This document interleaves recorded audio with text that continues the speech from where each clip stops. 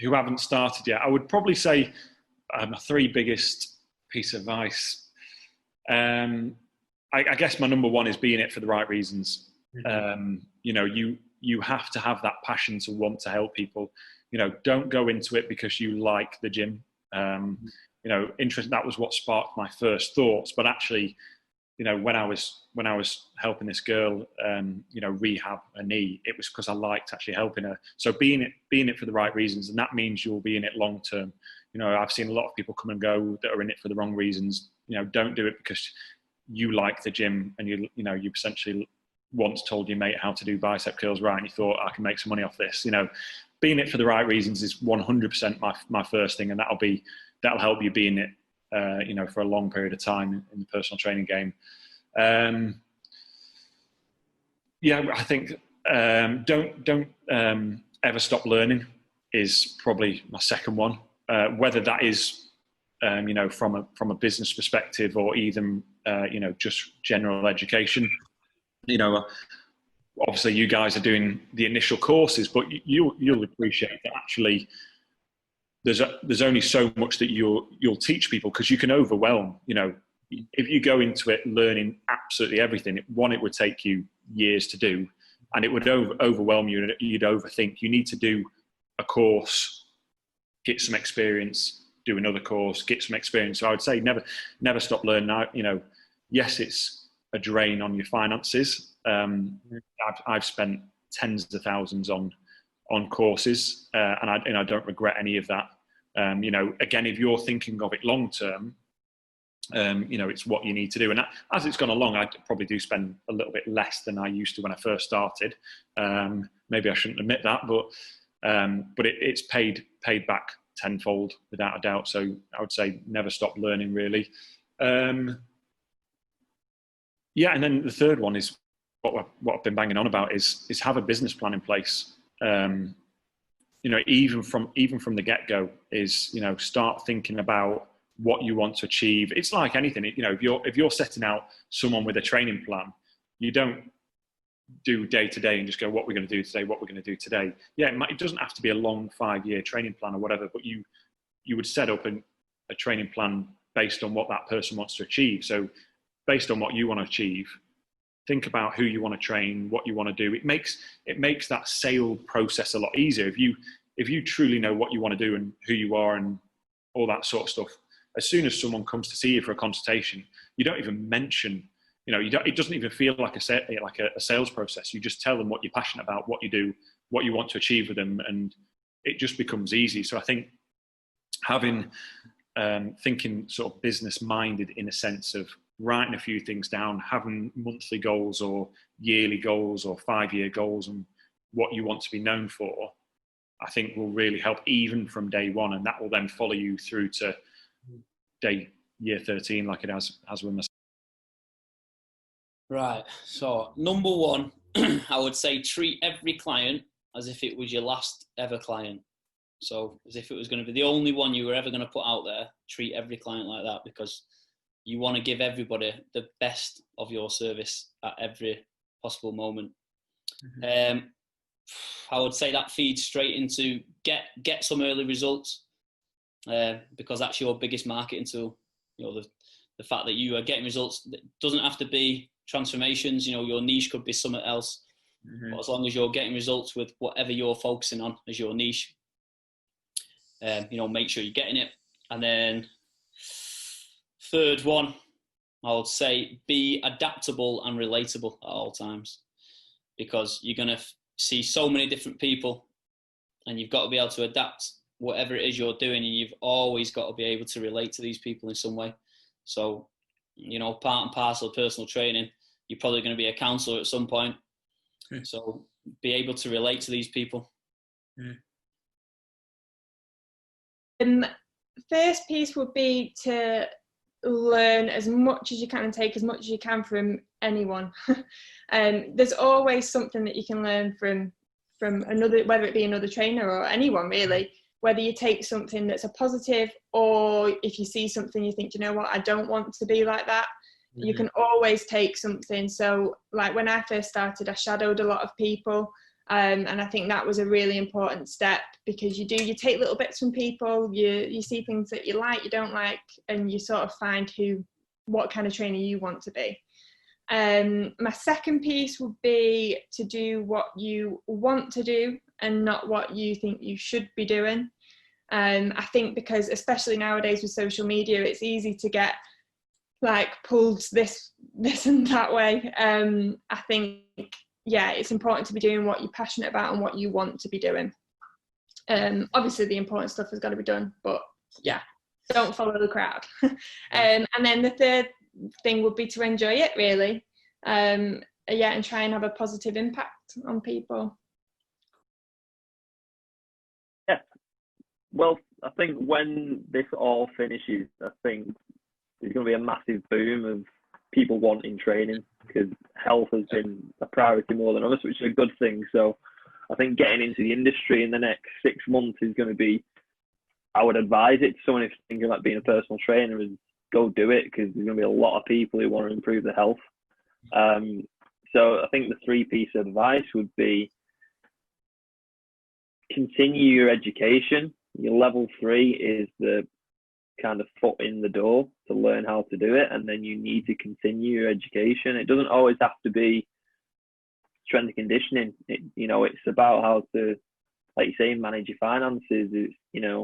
It's all these things you've got to keep educating yourself. Even now I'm always looking at what's the next thing I can learn.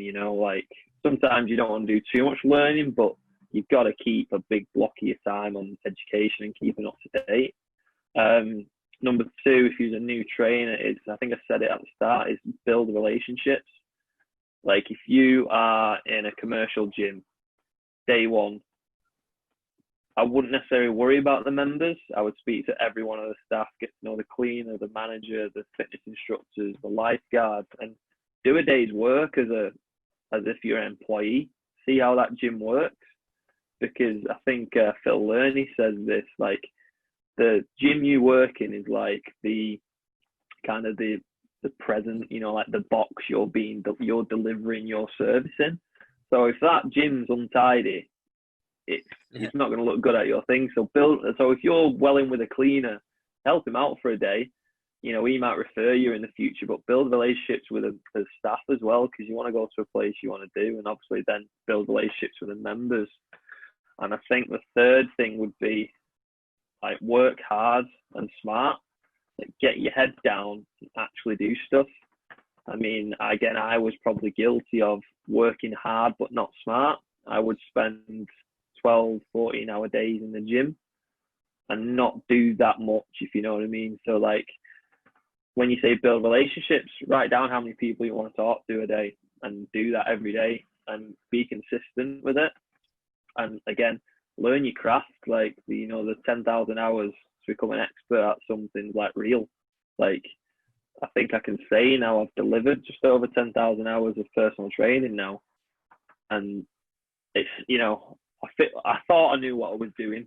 It's only in the past few years, like, I think I know what I'm doing now with this. Like when a client comes on, I've worked with someone similar before. So, experience like trumps everything, doesn't it? So get your head down. I think you said, about the social media presence and stuff. Don't worry about any of that till you get 4 or 5 years under your belt of training people, and then you're really going to know what to post, if you do post something. So get your head down, train people, and learn.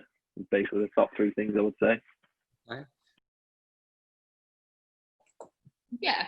So general advice for anyone would be do your qualifications properly. Don't just go and do your weekend course or your online course or whatever and think, oh, I'm a PT after 3 days, because that's not really the way it works. Like you need your hands-on experience, you need your real life experience, you need to develop that. And the more people you have around you to help with that, the better it is. I mean, I was very lucky. I did it as part of my degree and I was able to qualify my fitness qualifications through my degree because one of my lecturers had organised that. But I got my work experience from being hands-on as part of my degree.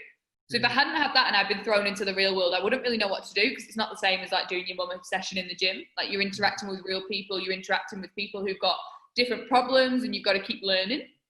Another bit of advice would definitely be keep learning, like I say, but also make yourself different. So read all the articles, read into different things. If you've got a client that's got a knee problem, read into those knee problems, find out what it is, read articles, like get to know a bit of background, make yourself different, because any PT can be like, oh, I've got a sore knee, okay, well, don't do lunges.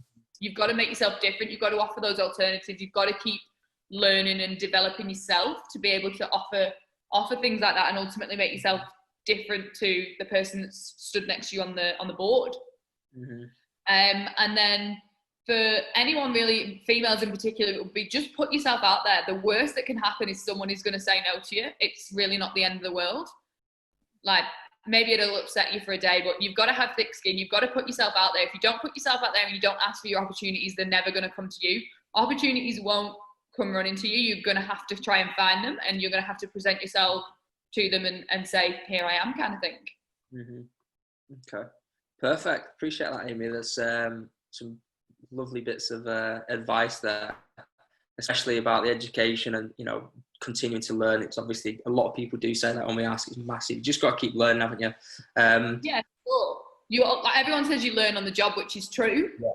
But it's the background knowledge. A lot of PTs, I reckon actually 50% of PTs, the most successful ones will be the ones that go home, do a little bit of research, do a bit of reading. They know what's coming up. They know what's going on in the world. They know how things are developing and making things more important and more personalized for the clients, rather than the ones that give the same session to every single client they've got all week. Patient, but I'll elaborate a little bit. In the perfect world, as a PT, I think everyone should do like a year of like an internship. Obviously, you get getting paid, but I think you learn so much in that first year. Everyone sort of comes in and they've got like all this knowledge that they've learned from courses or things that they know online or they've learned online, reading books, etc. But you learn so much more about people in that first year that I think there should be the industry. It will never happen because obviously if you go and work for commercial facilities, they want you to make money for them. But in an ideal world, you'd spend a year just on a gym floor, getting to know people, building relationships with people and learning how to communicate with people and train people on a one-to-one. But if you have the position to be as patient as possible and not have to worry too much about income to begin with, then I'd do that. Obviously, you need to be patient because so many people fall out this industry within like the first 12 months because they might not be making enough money. It might not be what they thought it was going to be. So be patient is your first one,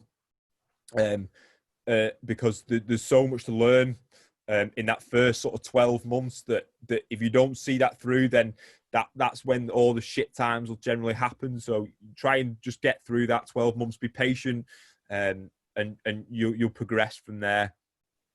The second one is just continuously learn, and don't assume you know anything about exercise or fitness. So you see so many people that come into the doors like swinging the big dicks, thinking they're the bee's knees because they've been lifting weights for a few years. But there's so much to learn to do with exercise, and there are much more qualified, much more educated, better coaches, better trainers out there.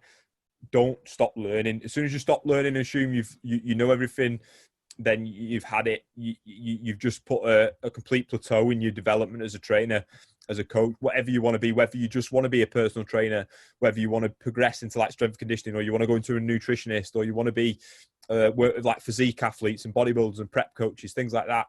And you should always invest time into yourself and your development as a coach, whether that be through education or whether it be courses like we talked about, accreditations, business courses. They're a big thing.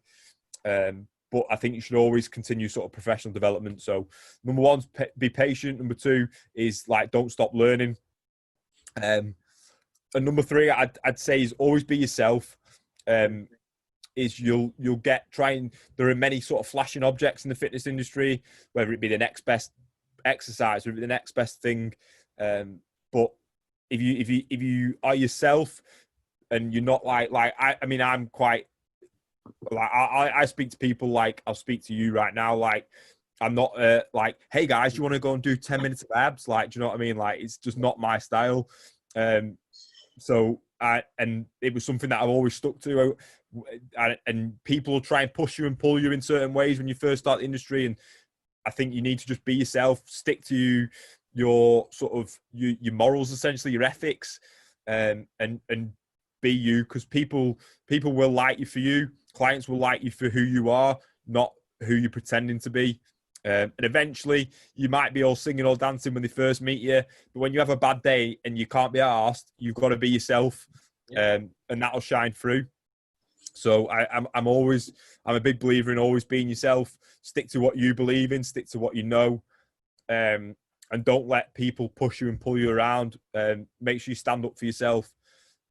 Because there are certain pitfalls in the fitness industry that people don't see. People will try and force you to do classes and things like that you might not necessarily be comfortable with doing, or you might not necessarily want to do them. Like, I'm not, I don't, as much as I work in a commercial facility, I don't teach any fancy classes and things like that, because it's not me, it's not what I'm interested in. I'm not a massive believer in them, other than if that's what makes people happy, then let them do it. But for me personally, it's not my thing. So I don't do them. So I was always wherever I've worked, I've always been very upfront and very honest about what is it I do and what I want to get from clients and what I want clients to get from me. So be patient is number one.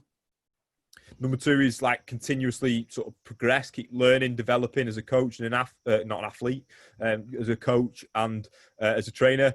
And number three is just be yourself. And don't let people try and tell you what you have to and have not to do. This is a great example at the minute, because you're getting so many people that are just going online and Instagram, and everyone's now an online coach, and sort of claiming, oh, this is clients' results, things like that. This is my online clients' results, where they're just the person they're seeing 3 times a week in the gym. They're just pretending it's an online client. So I guess that'd be the fourth one, is just don't get caught up in fads, really. If you are already qualified and you're looking to take on clients, do as much as you can on the shop floor straight away. So go and get experience, go and train. Don't worry about how that looks or transitioning online. Just go and get clients, whoever they are, and go and get experience. Some you'll hate, some you'll love, some you'll despise, some you'll come to become really friendly with. So go and just get experience, in whatever gym form that is. Number two, my old man was in the RAF, and he always used to say to me, just fucking do it.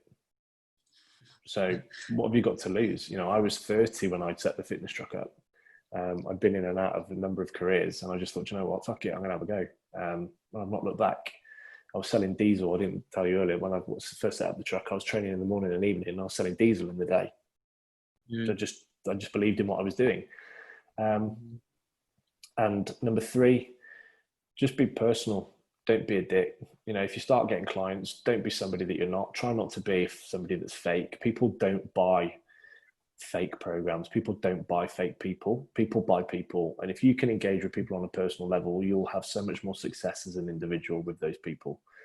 If you mistreat them, if you overcharge them, or if you let them down with your time management, you're not going to be a successful PT. So be a good guy to all of your clients, because they will buy you again and again and again.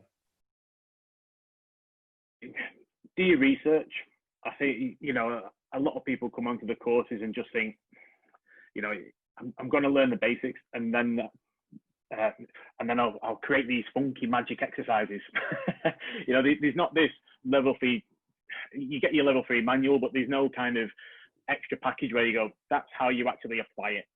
So I think, point number one is learn the basics, be a master of the basics, because training never really changes. I've been lucky enough to play at international level. I've been lucky enough to educate at, quite high standards as well. And the basics of training never really change, so the basic movement patterns, the basic flow of a session. So you warm up protocols, then your main session, then you cool down, and it's just how you bespoke it to the individual. So I think being an absolute master in the basics is the first thing I would take away for a new trainer coming on board. Second, be open. Like, you never stop learning. I think a lot of people come into the industry and go, oh, I've got my level 3 qualification now. That's it. I've made it. You know, there's a lot more. There's a lot more to learn. It's like, you know, the simplest way, and it's a bit of a corny reference, but it's like passing your driving test. You know, you're going 10 to 2 driving, you put your indicator on all the time. As soon as you drive out that test centre with your pass, you start to deviate and do it slightly different. So the first thing that you need to make sure you do is find your own system, but, you know, sticking to the basics and carry on learning. You know, I think as an addendum to that, your clientele is going to tell you which way you want to go with your education. You may have a little bit of a specific route which you want to go down, but, you know, especially in my early years, I just dove into every course that I saw, everything under the sun. There was no method to the madness. I wasted a lot of money, a lot of time just going to these courses where I may have picked up one golden nugget from, and that was about it. But they weren't applied to me and my clientele. So learn the basics from the level 3, apply it really well, and then start to deviate off how you want to, you know, whether that's pre and postnatal, whether it's a sports massage qualification, whether it's a level 4 strength and conditioning. You know, that's going to be the second piece of advice I'll give. Thirdly, don't be influenced by social media. Be careful with what's out there. You know, social media is absolutely perfect for so many people, and there's so much good advice out there, but there's also so much tosh and wish-wash and, you know, stuff that just doesn't make sense. And, you know, something that I've been looking at recently, so all over my social media, it's been keto supplements. They've been popping up here, there, and everywhere. And for me, I've not sort of formed an opinion on them yet. I've just dove into 7 journals that I've found, you know, just to kind of base my opinion on it. So I think, you know, linking back to the constant research, you've got to understand why it's there to have a fully all-rounded opinion on it as well. But, you know, with Instagram and stuff like that, find your own personality, but, you know, make sure you are giving credible information and make sure it is correct. You know, the amount of poor sessions that you're seeing out there and the amount of poor tips that you're seeing out there, and people that are just, you know, kind of being sponsored and saying this, that, and the other.